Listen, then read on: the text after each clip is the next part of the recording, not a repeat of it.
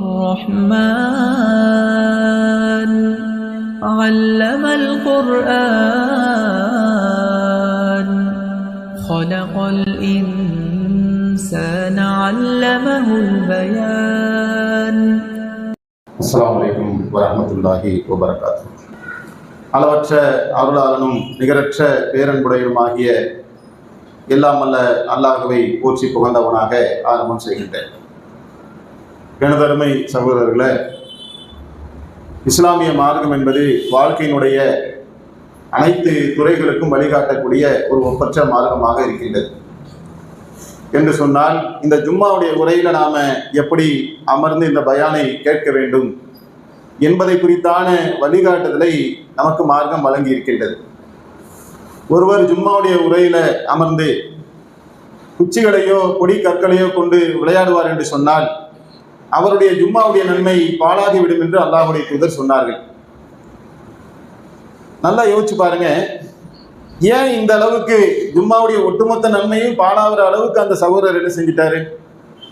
இன்னைக்கு வெள்ளிக்கிழமைன்றதை விளங்கி அவர் குளிச்சிருக்கிறாரு, தலைக்கு எண்ணெய் தேய்ச்சிருக்கிறாரு, நல்ல ட்ரெஸ்ஸு போட்டிருக்கிறாரு, சென்டெல்லாம் அடிச்சிருக்காரு, பள்ளிவாசலுக்கு வந்து உட்கார்ந்துட்டாரு, பயானையும் கேட்டிருக்காரு, 2 ரக்காத்து தொழுதும் இருக்கிறார், இவ்வளோத்தையும் பண்ணிட்டாரு. ஆனால் அல்லாஹ்வுடைய தூதர் சொல்றாங்க, ரிஜெக்டட், அவனுடைய ஜும்மாவை ஏற்றுக்கொள்ள மாட்டோம். ஏன்? நீ பாயை போட்டு குச்சியை நோண்டிக்கிட்டே இருந்த, கல்லை வச்சு விளையாடிக்கிட்டே இருந்த, உன் சிந்தனை இந்த ஜும்மாவில் இல்லை. அதாங்க விஷயம். கல்லோ குச்சியோங்கிறது அதோடைய குறியீடு தான். அதுக்கு பதிலாக ஒருத்தர் ஜும்மாவில் உட்காந்து ஃபேஸ்புக்கை யூடியூப்பை பார்த்துட்டு இருக்காரு, எதையோ நினச்சிட்டு இருக்கிறாரு. மனுஷன்ற அடிப்படையில் கொஞ்சம் செதறதுன்னா அது வேற விஷயம். ஒட்டுமொத்தமாக பயானில் என்ன பேசுகிறாங்கன்ற ஒரு பிரமை இல்லாமல் சிந்தனை முழுவதுமாக சிதறடிக்கப்பட்டு விட்டது என்று சொன்னால் அல்லாஹ்வுடைய தூதர் சொல்லிட்டாங்க, உனக்கு ஜும்மாவுடைய நன்மை இல்லை. ஏன்னா ஜும்மாவுடைய உரை என்பதே ஒரு இபாதத். அப்ப இபாதத் செய்யக்கூடிய நேரத்தில் இபாதத்துல தான் கவனம் இருக்கணும். இதைத்தான் அல்லாஹ் குர்ஆன்ல சொல்லி காட்டுறான், வயலுல்லில் முஸல்லீன், தொழுகையாளிக்கு கேடுதாங்கிறான். அது ஏன் தொழுகையாளிக்கு கேடு? கொலைகாரனுக்கு கேடுனா ஓகே, கொள்ளையடிக்கிறவனுக்கு கேடுனா ஓகே, சிறுக்கு வைக்கிறவனுக்கு கேடுனா ஓகே. அல்லாஹ் யாரை பார்த்து கேடுன்னு சொல்றான்? தொழுகையாளிக்கு கேடுங்கிறான். ஏன் தொழுகையாளிக்கு கேடு? அவர்கள் தங்களுடைய தொழுகையில அலட்சியமாக இருக்கின்றார்கள், கவனமற்றவர்களாக இருக்கிறாங்க. அப்ப கவனமற்ற முறையில தொழுதாலும் பிரயோஜனம் இல்லை, கேடுதான். கவனமற்ற முறையில பயான் கேட்டாலும் பிரயோஜனம் இல்லை, கேடுதான். அப்ப நம்முடைய காரியங்கள்ல எதெல்லாம் இபாதத்தாக மார்க்க விஷயமாக இருக்கின்றதோ, எதெல்லாம் நன்மையாக இருக்கின்றதோ அதிலே நாம் கவனமாக அதை செய்தால்தான் அதுல அல்லாஹ் நமக்கு நன்மையை தருவான். கவனம் இல்லைன்னா அதுக்கு பேர் என்ன? அலட்சியப்படுத்துறது, புறக்கணிக்கிறது. என்னப்பா உன்னை நீ பேசுற பயான் எங்களுக்கு தெரியாதா? எல்லா பயானும் நாங்கள் கேட்டாச்சுங்க, எங்களுக்கு தெரியாத மார்க்கமா என்ற எண்ணம் யாருடைய உள்ளத்துல வந்து விடுகின்றதோ அவர்களால் என்ன செய்ய முடியாது? ஒரு உரையை உட்கார்ந்து நிதானமாக கேட்க முடியாது. அல்லாஹ் சொல்லி காட்டுறான், நீ உபதேசம் செய்வீராக, அஞ்சுபவர் விரைவில் படிப்பினை பெறுவார், துர்பாகியம் உடையவன அதை விட்டு விலகிக் கொள்வான். அப்போ ஒரு உபதேசம் சொல்லப்படுகின்றது என்று சொன்னால் அது யாருக்கு பயனளிக்கும்? யாருடைய உள்ளத்துல இரையச்சம் இருக்கின்றதோ அவங்க விரைவில் என்ன செய்வாங்க? படிப்பினையை பெற்றுக்கொள்வார்கள். துர்பாக்கியமுடையவன், அல்லாஹ்வுடைய அருளை விட்டு தூரமானவன், அவன் என்ன செய்வான்? பாக்கியமற்று போனவன் அதை விட்டு விலகி கொள்வான். அப்பா பயானோட என்ன செய்யும்? அவருடைய வாழ்க்கை போய்கிட்டே இருக்குமே ஒழிய பயானில் கிடைக்கக்கூடிய படிப்பினையை கொண்டு அவர்கிட்ட மாற்றங்கள் ஏற்படாது. அல்லாஹ் நம்மை அத்தகைய மனிதரிலிருந்து பாதுகாத்து நல்ல உபதேசங்களை கேட்டு நம்முடைய வாழ்க்கையில மாற்றங்களை கொண்டு வர வேண்டும். அதற்காக உங்களுடைய சிந்தனைகளை அங்கும் இங்குமாக சிதற விட்டுவிடாமல் ஒருமுகப்படுத்தி கேட்குமாறு கேட்டுக்கொண்டு என்னுடைய உரைக்குள்ளே செல்லுகின்றேன். அன்பார்ந்த சகோதரர்களே, முஸ்லிம் என்றால் யார் என்கின்ற ஒரு தலைப்பு இன்றைக்கு எடுக்கப்பட்டிருக்கின்றது. முஸ்லிம் என்றால் யார் அப்படிங்கிறதுக்கு நாம நிறைய வரைவிலக்கணத்தை வச்சிருப்போம். அல்லது முஸ்லிம் என்றால் யார் என்பதை யோசிக்காமலேயே நம்மள சிலரோ பலரோ முஸ்லீமாக கூட இருந்து கொண்டு இருப்போம் உலக மக்கள்ல. முஸ்லிம் என்றால் யார் என்பதற்குண்டான இலக்கணத்தை யார் சொல்ல வேண்டும் என்று சொன்னால், இந்த மார்க்கத்துக்கு சொந்தக்காரனாகிய அல்லாஹ் தான் நமக்கு சொல்லித்தரோம். இவன் தான் முஸ்லீம், இவன் தான் மூமின், இவன் தான் நம்பிக்கையாளன் என்கின்ற ஆத்தரைஸ்ட் பண்ணக்கூடிய இடத்துல யார் இருக்கிறானா? அல்லாஹ் தான் இருக்கின்றான், அல்லாஹ்வுடைய தூதர் தான் இருக்கின்றார்கள். அப்ப அது குறித்தான ஒரு சிறிய வரைவிலக்கணத்தை தான் நாம இன்றைய ஜும்மாவுடைய உரையில பார்க்க இருக்கின்றோம். இதை பார்ப்பதற்கு முன்னால் ஒரு மனிதனுடைய யதார்த்தமான இயல்பு எப்படி இருக்கும் அப்படிங்கிறத அல்லாஹ் குர்ஆன்ல நமக்கு படம் பிடிச்சு காட்டுறான். ஏன்னா முதல்ல மனுஷன்னா யாருன்னு தெரிஞ்சாதான் அவன் கூட தான் அப்புறம் ஈமான் வந்து சேருது. ஈமானை கழிச்சிட்டீங்கன்னு வைங்களேன், இப்ப நம்ம உட்காந்துருக்கோம்ல, நம்மள்கிட்ட இருக்க ஈமானை கழிச்சிட்டோம்னா நம்மள மனுஷனா மாறிடுவோம். மனிதனுக்கு ஈமான் வந்து சேர்றதுனால அவன் முஸ்லீமாக மூமினாக அவன் மாறிவிடுகின்றான். அப்ப யதார்த்தமா மனுஷன்னா யாரு அப்படிங்கிறத குறித்து அல்லாஹ் சொல்லி காட்டுகின்றான். 3வது அத்தியாயத்துடைய 14வது வசனம், பிரபலமான வசனம், நீங்க நிறைய பயான்ல கேட்டிருப்பீங்க. பெண்கள், ஆண் மக்கள், சேகரிக்கப்பட்ட தங்கம் வெள்ளி குவியல்கள், உயர் ரகமான குதிரைகள், கால்நடைகள், விவசாய நிலங்கள் ஆகிய ஆசைக்குரியவற்றை விரும்புவது மனிதர்களுக்கு அழகாக ஆக்கப்பட்டுள்ளது. ஒரு மனுஷன் சொன்னாலே இதையெல்லாம் ரொம்ப விரும்புவான். எதையெல்லாம் விரும்புவான்? ஆண் மக்களை விரும்புவான். தங்கம் வெள்ளி, தங்கம் வெள்ளினா இப்போ நீங்கள் காசை கன்வெர்ட் பண்ணிக்க வேண்டியதான், காசு பணத்தை விரும்புவான். உயர் ரக குதிரைகள்னா வாகனங்களாக நீங்கள் புரிந்து கொள்ளலாம், வாகனங்களை விரும்புவான். கால்நடைகள், விவசாய நிலங்கள், கடை தண்ணி, லேண்டு வாங்கி போடுறது, இன்வெஸ்ட்மெண்ட் பண்ணுறது, இதை விரும்புவான். இதையெல்லாம் விரும்புவது மனிதனுக்கு இச்சையாக ஆக்கப்பட்டுள்ளது. இதான் மனுஷன்ட்டான்ல. அப்போ பொம்பளை வாசனைனாலே நமக்கு ஆவாதுப்பா அப்படின்னு எவனா ஒருத்தன் சொல்கிறான்னு வைங்களேன், அவன் ரொம்ப டேஞ்சரான ஆளுன்னு அர்த்தம். ஏன்னா அல்லாவே மனுஷனை அப்படித்தான் ஆக்கியிருக்கேன்னு சொல்கிறான். காசு பணத்தை விரும்புகிற மாதிரி, பொம்பளையை விரும்புகிற மாதிரி, நில புலங்களை வாங்கி சேர்க்கிற மாதிரி, தங்கம் வெள்ளி குவியல்களை வாங்கி குவிச்சு வச்சுக்கிற மாதிரியான உள்ள ஒரு இயல்புல தான் மனிதனை அல்லாஹ் ஆக்கியிருக்கின்றான். சரி, இப்படியாகப்பட்ட இந்த மனிதனிடத்துல ஈமான் என்கின்ற ஒன்று நுழைந்தால் ஏற்கனவே இருக்கக்கூடிய இந்த கேரக்டர் என்னவாக மாற வேண்டும் என்று இஸ்லாம் சொல்லுகின்றது. ஒரு விதைக்குள்ள உயிர் இருக்குங்க, ஃப்ரோசன் ஸ்டேஜில் இருக்கு. ஒரு விதை கையில் வச்சு நீங்க மாம்பழம் சாப்பிட்டுட்டு கொட்டையை கீழே போடுறீங்கல்ல, அந்த கொட்டைக்குள்ள ஃப்ரோசன் ஸ்டேஜில் உயிர் இருந்துகிட்டே இருக்கு.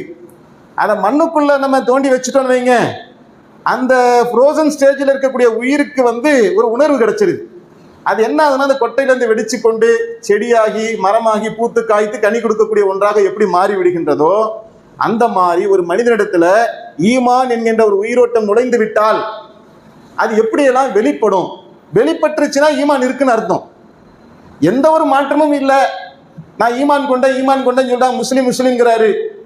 ஆனா இஸ்லாம் எதிர்பார்க்கக்கூடிய ஈமானால் வரக்கூடிய மாற்றம் அவரிடத்துல வரவில்லை என்று சொன்னால் அந்த ஈமானால் அவருக்கு பயனில்லை. ஈமான் கொண்டன்னு அவர் சும்மா சொல்லிட்டு இருக்காரு, போலியா சொல்லிட்டு இருக்காருன்னு அர்த்தம். ஒரிஜினலா டூப்ளிகேட்டா அப்படிங்கிறத கண்டுபிடிப்பதற்கான ஒரு பகுப்பாய்வாக கூட நாம இந்த ஒரு சின்ன விஷயங்களை நாம எடுத்துக்கொள்ளலாம். இப்ப பாருங்க, கிராமப்புறத்து ஆரபு வாசிகள் அவங்க சொன்னாங்க, காலு ஆமன்னா, நாங்க ஈமான் கொண்டோம் அப்படின்னு சொல்றாங்க. அல்லாஹ்வுடைய தூதருடைய காலத்துல நிறைய பேர் இஸ்லாத்துக்கு வந்தாங்கல்ல, அதுல கிராமப்புற வாசிகளும் இஸ்லாத்துக்கு வராங்க. அவங்க சொல்றாங்க, நாங்க ஈமான் கொண்டுட்டோங்கிறாங்க. அல்லாஹ் என்ன செய்யறான்? ஈமான் கொண்டேன்னு சொல்லாதப்பா, இஸ்லாத்துக்கு வந்துட்டேன்னு சொல்லு. அத்தோடு பதினோட என்ன செஞ்சுட்டேன், நான் இஸ்லாத்தை ஏத்துக்கிட்டேன் நீ சொல்லு, ஆனா ஈமான் கொண்டே நீ சொல்லாத. ஏன்னா உன் உள்ளத்துல ஈமானே நுழையலன்ட்டான்ல. ஏன் அல்லாஹ் ஈமானே நுழையல அப்படின்னு சொல்றான் அப்படின்னு நமக்கு ரொம்ப ஆச்சரியமா இருக்கும். ஒருத்தன் ஈமான் கொண்டங்கிறான், அல்லாஹ் ஈமான் கொள்ளலங்கிறான். ஏன்னா அல்லாஹ்வுக்கு தான் தெரியும் அந்த உள்ளத்துக்குள்ள ஈமான் நுழைஞ்சிச்சா இல்லையாங்கிறது யாருக்கு தெரியும்? ஃபர்ஸ்ட் ஆஃப் ஆல் அல்லாஹ்வுக்கு தான் நல்லா தெரியும். உள்ளங்களை எல்லாம் அறியக்கூடியவனாக அல்லாஹ் தான் இருக்கின்றான். அதனால அல்லாஹ் சொல்லிட்டான், நீ ஈமான் கொண்டான்னு என்கிட்ட கதை விடாத, நீ ஈமான் கொள்ளலன்ட்டான். சரி, இப்ப நமக்கு எப்படி தெரியும்? சம்பந்தப்பட்டவருக்கு எப்படி தெரியும் அப்படின்னா அல்லாஹ் அதை வெளிப்படுத்தி காட்டுறான்.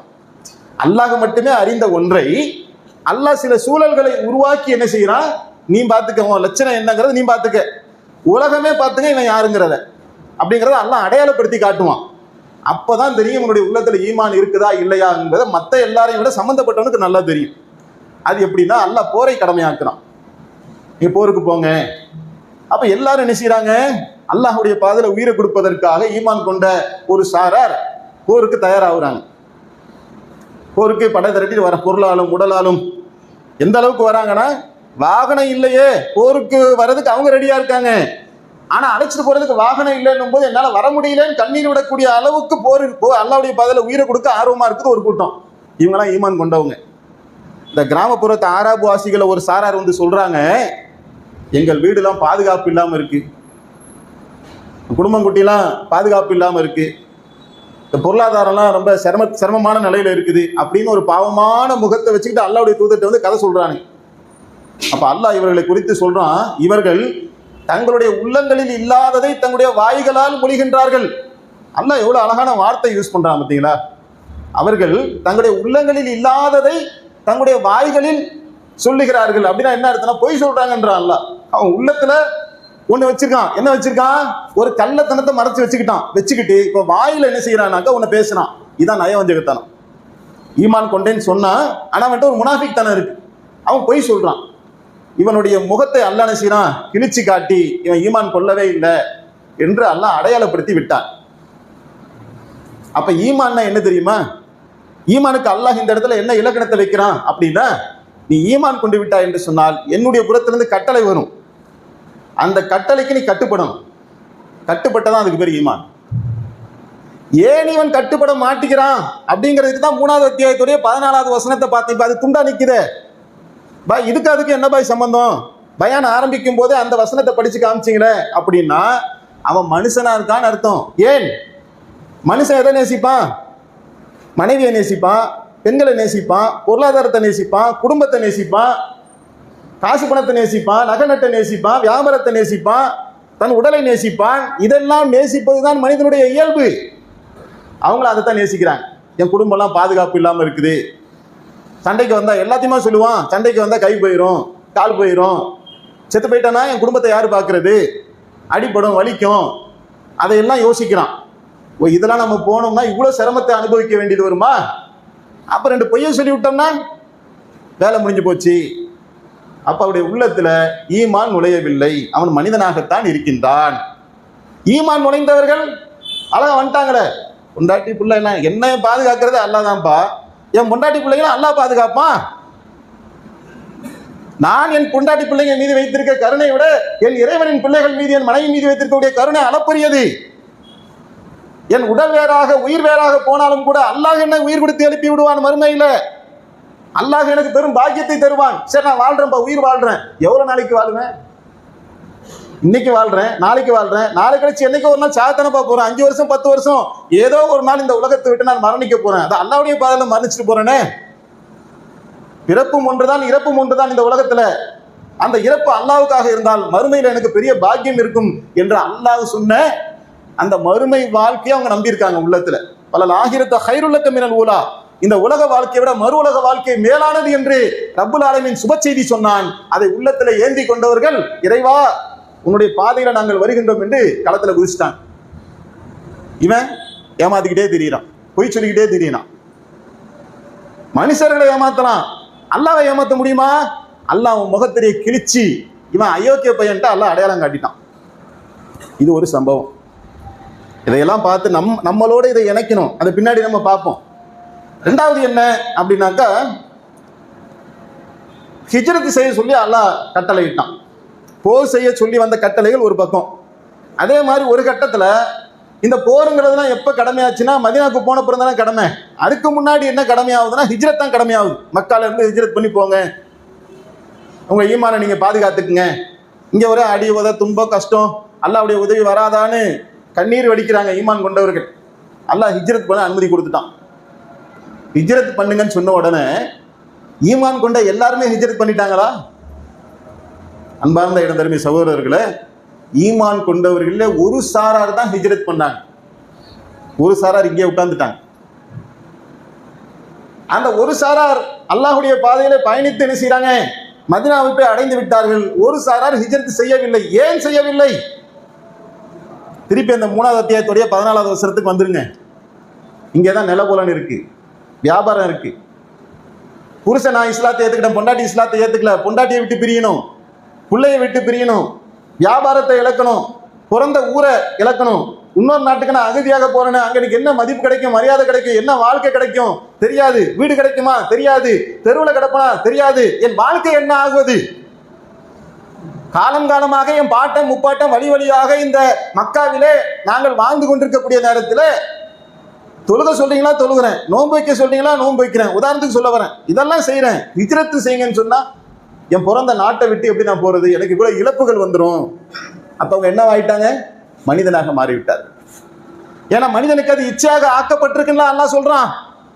அதை விட்டு வெளியே வாடான்னு தான் அல்லாஹ் கூப்பிடுறான்.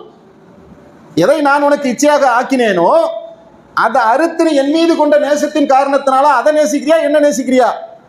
பொண்டாட்டியை நேசிக்கிறியா, என்ன நேசிக்கிறியா? உன் வியாபாரத்தை நேசிக்கிறியா, என்ன நேசிக்கிறியா?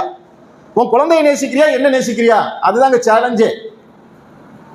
ஒரு கூட்டம் என்ன செய்யுது, பொண்டாட்டி புள்ள சொத்து சுகம் வியாபாரம் எல்லாத்தையும் இந்த காலம் மாதிரி எல்லாத்தையும் வித்து பேங்க்ல போட்டுட்டு ஏடிஎம் கார்டை பாக்கெட்டை சொல்லிட்டு போக முடியாது. வீடுனா வீட்டை தலையில வச்சுட்டா போக முடியும்? எல்லாம் அப்படி அப்படியே விட்டுட்டு போறதுதான், அகதியா போறதுதான். கொஞ்சம் தங்கம் இருந்தா இந்த காலத்தை தங்கத்தை வேணா கொண்டு போக முடியுமே ஒழிய சொந்த பந்தங்களை விட்டுட்டு போறதுக்கு இணையான ஒரு சோகம் ஏதாவது இருக்குமாங்க? நீங்க யோசிச்சு பாருங்க. இப்ப கோயம்புத்தூர்ல இங்க எல்லாரும் உட்கார்ந்து இருக்கீங்களே, ஒரே நாள் ஒரு உத்தரவு வருது, எல்லாம் இங்க இருந்து சென்னைக்கு கிளம்பி போகணும்னா அது எவ்வளவு பெரிய மனவேதனை. நடத்திட்டு இருக்க ஒரு வீட்டுல இருக்கிறவங்க வீட்டை காலி பண்ண சொல்லிடுவாங்க. பக்கத்து தெருவில் வீடு இருக்கும், அதுக்கே கண்ணீர் விட்டு உட்கார்ந்துட்டு இருப்பாங்க. நம்ம வீடுகள்ல எங்க வீட்டை காலி பண்ண சொல்லிட்டாங்க. என்ன காலி பண்ண என்ன, பக்கத்து தெருவில் வீடு இருக்கு, அதுக்கு போறதுக்கே நம்மள எவ்வளவு பேர் யோசிப்போம். நாட்டை விட்டு போறதுங்கிறது எவ்வளவு பெரிய விஷயம். அதுக்கு ஒரு கூட்டம் தயாராகுது, ஒரு கூட்டம் உட்கார்ந்துருச்சு. அவங்க அதிகம், இவங்க கம்மி, அது வேற விஷயம். உட்கார்ந்துட்டாங்கல்ல. இப்ப வாழ்க்கை என்னாச்சு, அவர்களும் வாழ்ந்தார்கள், இவர்களும் வாழ்ந்தார்கள். இவங்க சாப்பிட்டாங்க, புள்ள குட்டியை பெத்தாங்க. இவங்க அதுக்கப்புறம் முருகனை வணங்கல, சிவனை வணங்கல, இயேசுவை வணங்கல, வேற கடவுளை வணங்கல, லாத்து உசா மனாவை வணங்கல, எதை நோக்கியும் போகல, அல்லாவை தான் வணங்கினாங்க. ஆனால் அல்லாவுடைய உத்தரவுக்கு மாறு செஞ்ச நிலையில வாழ்ந்துகிட்டு இருக்கிறாங்க. ரெண்டு பேருடைய லைஃபும் போகுது. அங்கே ஒரு சாரார் மதீனாவில், இங்கே ஒரு சாரார் மக்காவில். ரெண்டு பேருமே ஈமான் கொண்டவங்க. அவங்களும் மௌத்தா போறாங்க, இவங்களும் மௌத்தா போறாங்க. மௌத்தா போகும்போது மலக்குமார்கள் வந்துட்டாங்க, ரூஹை கைப்பற்றுறாங்க. முகங்களிலும் முதுகுகளிலும் அடித்து அவருடைய ரூஹுகளை மலக்குமார்கள் பறிக்க பார்க்கிறார்கள். அந்த நேரத்தில் கான்வர்சேஷன் நடக்குது. அந்த கான்வர்சேஷன் உலகத்தில் இருக்க நமக்கு கேட்காது. மரணிக்கக்கூடியவர்களுக்கும் மரண தருவாயில் இருக்கக்கூடியவர்களுக்கும் மௌத்தை கைப்பற்ற வரக்கூடிய வானவர்களுக்கும் இடையில நடக்கக்கூடிய கான்வர்சேஷன், உரையாடல். அவங்க கேட்கிற கேள்வி என்ன தெரியுமா, நீங்கள் ஏன் ஹிஜ்ரத் செய்யவில்லை? கேட்கப்படுவதற்கு 1000 கேள்வி இருக்கு. ஆனா அந்த இடத்துல எந்த கேள்வி, மொத்தத்திலுமே சில விஷயங்கள் தான் முக்கியமானதா இருக்கும், ஹைலைட்டா இருக்கும் நம்ம வாழ்க்கையில. அதை பிடிக்கிறாங்க கரெக்டா. ஏன் நீங்க ஹிஜ்ரத் செய்யல? அவங்க சொன்னாங்க, நாங்கள் பலகீனர்களாக இருந்தோம். அப்படியாப்பா, இது தெரியாம போச்சப்பா. அப்படி விட்டாங்களா? அல்லாஹ்வுடைய பூமி விசாலமானதாக இல்லையா என்று நிராகரித்த காஃபிர்களுடைய உயிர்கள் எப்படி பறிக்கப்படுமோ அந்த நிலையில் அவருடைய ரூஹு பறிக்கப்பட்டது.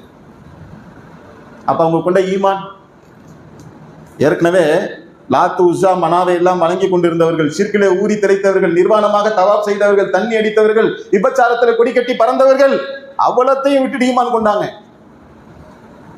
ஆனால் அந்த ஈமான் ஒரிஜினலான ஈமானா இல்ல, ஒரிஜினலான உண்மையான ஈமான் கொண்டவங்க அங்க போயிட்டாங்க.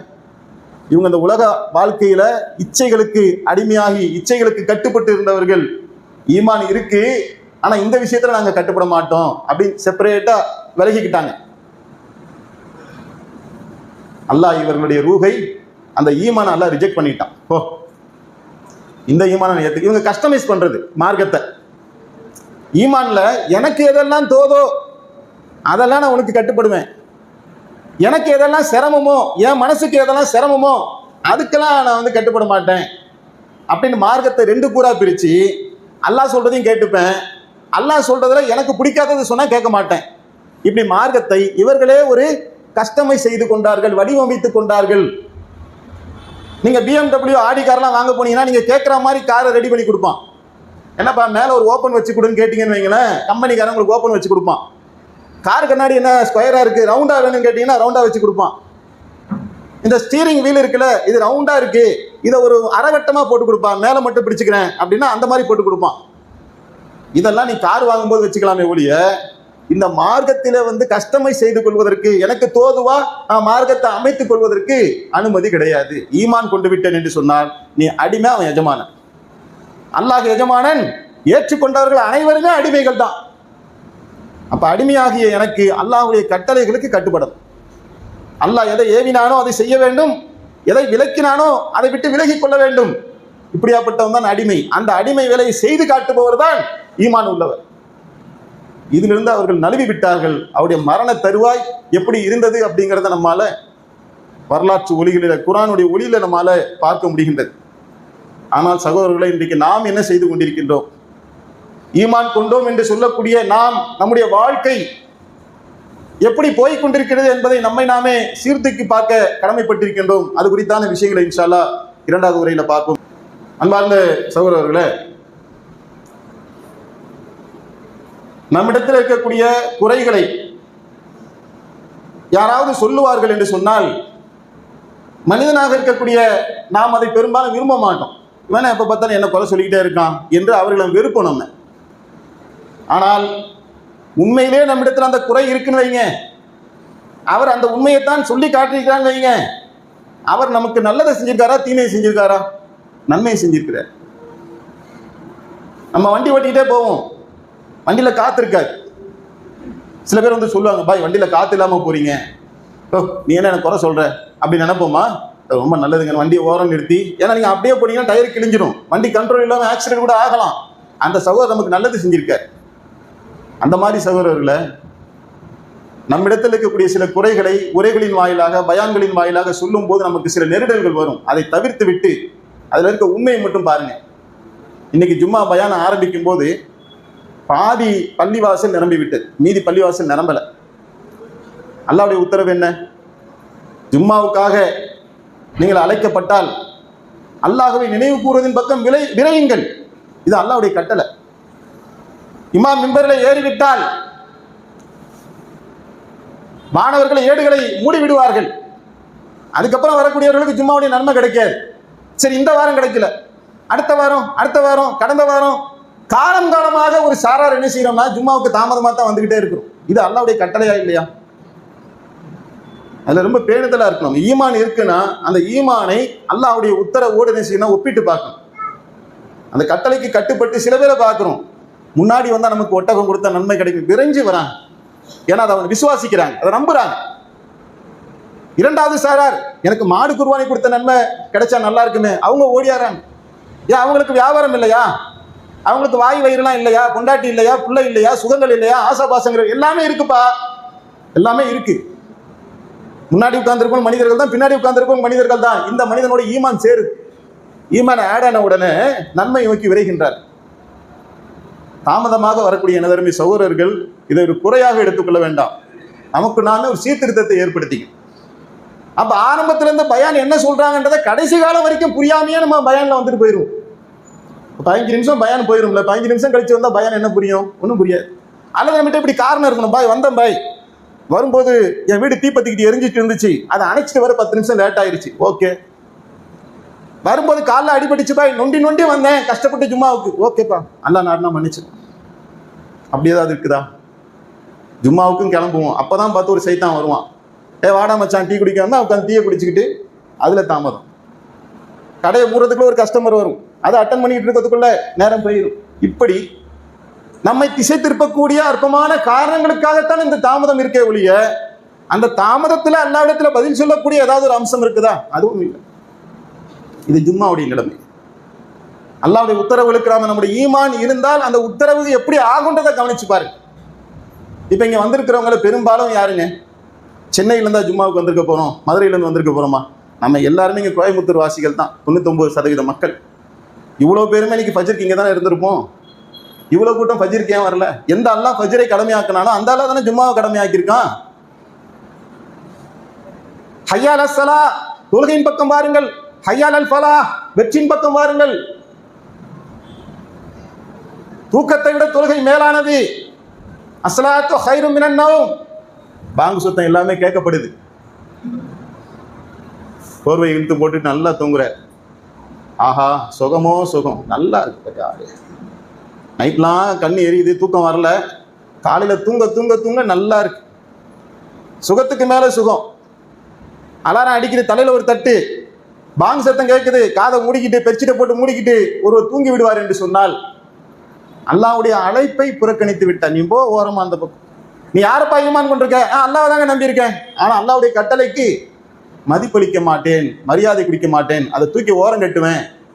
இது ஒரு நாள் அல்ல, 2 நாள் அல்ல, ஒவ்வொரு நாளும் இப்படிதான் போய்கிட்டு இருக்கும் என்று சொன்னால் நாட்கள் கிடக்கும். இட்லி தோசைலாம் சாப்பிடலாம், அல்லாஹ் எல்லாருக்குமே அதை கொடுப்பான். புள்ள குட்டிலாம் பிறக்கும், காசு பணம்லாம் வரும், வீட்டு வாடகைலாம் கட்டுவோம், வாழ்ந்துகிட்டு இருப்போம்.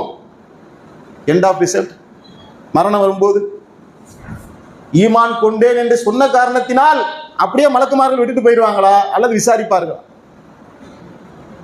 நெஞ்சில கை வச்சு சொல்லிப்பார், யோசிச்சுப்பார். சில பேர் தொழுகையில கரெக்டா இருக்கிறாங்க, பயான்ல கரெக்டா வந்து உட்கார்ந்துடுறாங்க.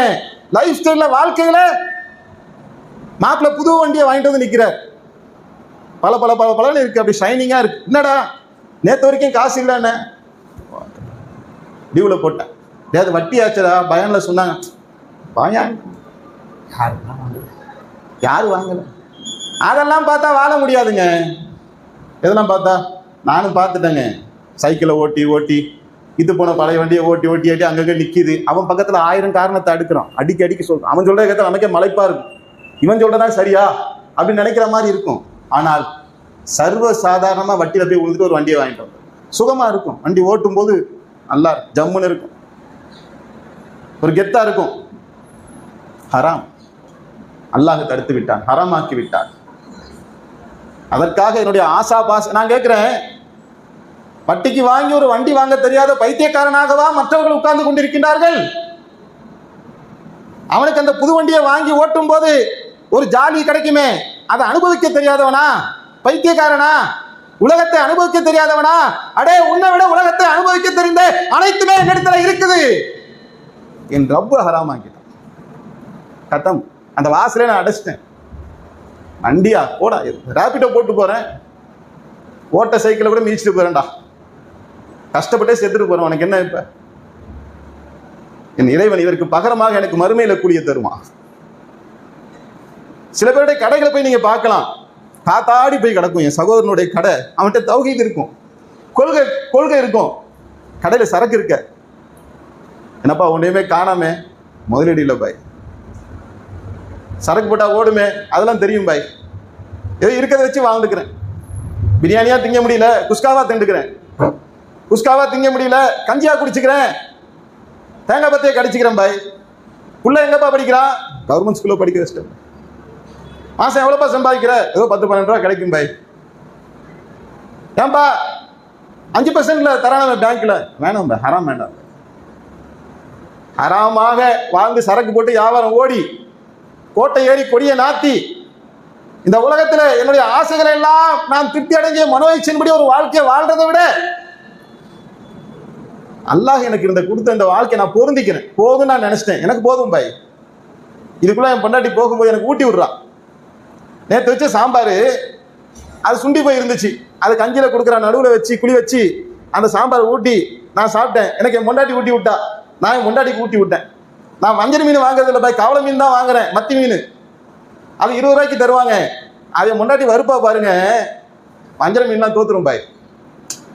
அதை நாங்கள் என்ன செய்வோம்னா, காலார ஒரு பார்க்குக்கு போவோம், என் பிள்ளைங்களுக்கு 2 ரூபாய்க்கு வேர்க்கலை வாங்கி தருவேன். எனக்கு என் பிள்ளை வந்து முத்தம் கொடுக்கும், அத்தா வேர்க்கலை சூப்பராக இருக்குதா. உன் புள்ள சுவிட்சர்லாந்துக்கு போனா கூட திருப்தி அடையாது, என் புள்ள 2 ரூபா வேர்க்கலையிலே திருப்தியா இருந்தா. அல்லாஹ் செஞ்ச பாக்கியம் எனக்கு. ஹராமான ஒன்றை செய்து அதன் மூலமாக கும்மாளம் அடிக்க வேண்டும் என்ற அவசியம் எனக்கு இல்லை. அமைதி என்பது, நிம்மதி என்பது அல்லாஹ்வுடைய கரங்களிலே இருக்குது. அவனுக்கு கட்டுப்படக்கூடியவர்களுக்கு அல்லாஹ் அதை பரிசா தருவான். எனக்கு அது அல்லாஹ் தந்திருக்கான், இந்த வாழ்க்கை எனக்கு போதும். அல்லாஹ் நாடி எனக்கு ரிஸ்க கொடுத்தானே ஓகே, நான் வேண்டாம் நான் சொல்ல போறேன். இந்த கடையை பெரிய கடையாக அல்லாஹ் ஆக்கணும் எனக்கு என்னைக்கு நான் கேட்டுக்கிட்டு தான் இருக்கேன் ரஹ்மான்ட்ட. அவன் கொடுத்தா ஓகே, கொடுக்கல அல்லாஹ் எனக்கு ஏதோ நன்மை வச்சிருக்கான். கடை சுமாரா ஓடுது, மார்க்க பணி செஞ்சுக்கிறேன், ஜமாத்துல பணி செய்யறேன். நீ எல்லாம் பிசின்னு ஓடி போயிட்டப்பா.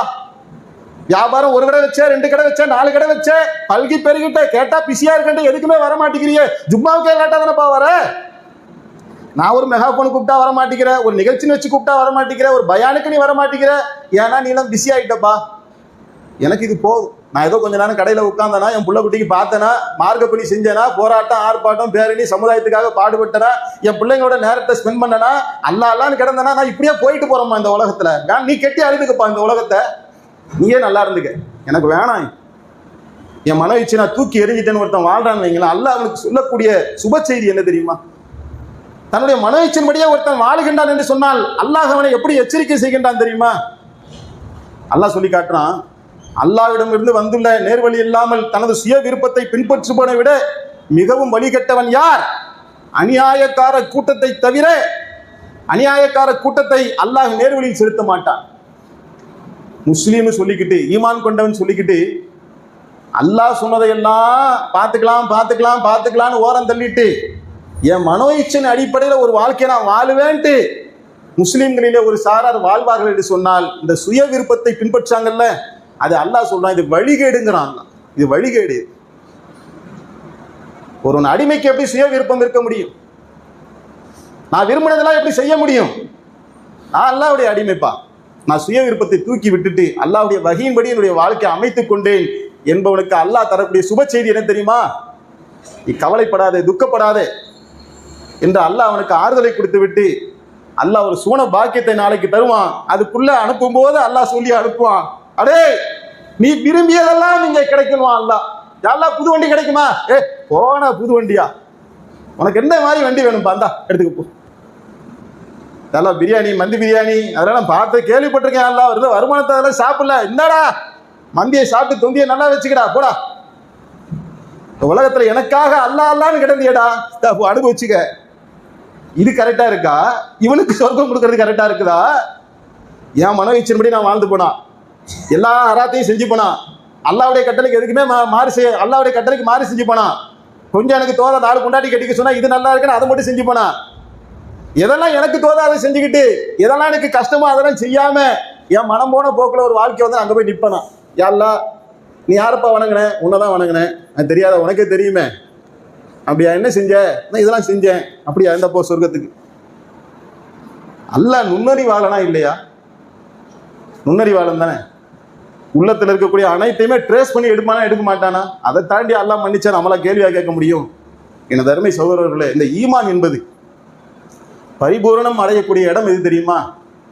அல்லாஹ்வுக்கு கட்டுப்படும் போதுதான் பரிபூரணம். அந்த இழப்புகள் வரும்போது அதை தாங்கி நிக்கணும். நங்கூரம் பாய்ச்சினமா நிக்கணும். போடா பிறவனுடைய அவையில ஈமான் கொண்டாங்களே, பேச நிறைய இருக்கு, நேரம் இல்லை. ஆரம்பத்துல என்ன தருவன்னு கேட்டு வந்தாங்க பிறவன்கிட்ட, உனக்கு நெருக்கமா ஆக்கிக்க வேண்டாங்க. அதான் மனுஷனா இருந்தாலுக்கே தான் அடையாளம். அப்போ உன் பக்கத்துல இருந்தா எனக்கு ஒரு அதிகாரம் இருக்கு, எனக்கு காசு பணம் இருக்கு, எல்லாமே இருக்கு, ஓகேன்ட்டு போனான். அங்க அத்தாச்சியை பார்த்துறாங்க, அவர் தான் இறை தூதர் என்பதை உணர்ந்து கொண்ட பின்னால் ஈமான் நுழைஞ்சிருச்சு. இப்ப அவன் மிரட்டுறான், மார்கால் மார்கை வாங்குவேன், ஏக்குமார் தோத்துக்கடா, டோன்ட் கேர், எதை வேணாலும் பண்ணிக்கிட. அல்லாஹ்வுடைய கட்டளைக்கு நான் முஸ்லீமாகவே நான் மரணிக்கணும். வலா தமுத்துன இல்லாத அந்து முஸ்லிமுன், நீங்கள் முஸ்லீமாக அன்றி வர்ணிக்காதீர்கள் என்று அல்லாஹ் நமக்கு கட்டளையிடுகின்றானே, இதுக்கு முன்னாடியாக வாழ்ந்தவர்கள் அவர்கள். இறைவா, எங்கள் மீது பொறுமையை பொழிவாயாக, எங்களை முஸ்லீமாகவே மரணிக்க செய்வாயாக. உன்னுடைய கட்டளைகளுக்கு கட்டுப்படும் போது சிரமம் வரும். சொன்னதை செய்யற இடத்துல அவன் இருந்தான். மார்கால் மாறு வாங்கிக்கப்பா, எது இழந்தாலும் பரவாயில்ல, ஈமான இழக்க மாட்டேன், உன்னை இழக்க மாட்டேன் இறைவா.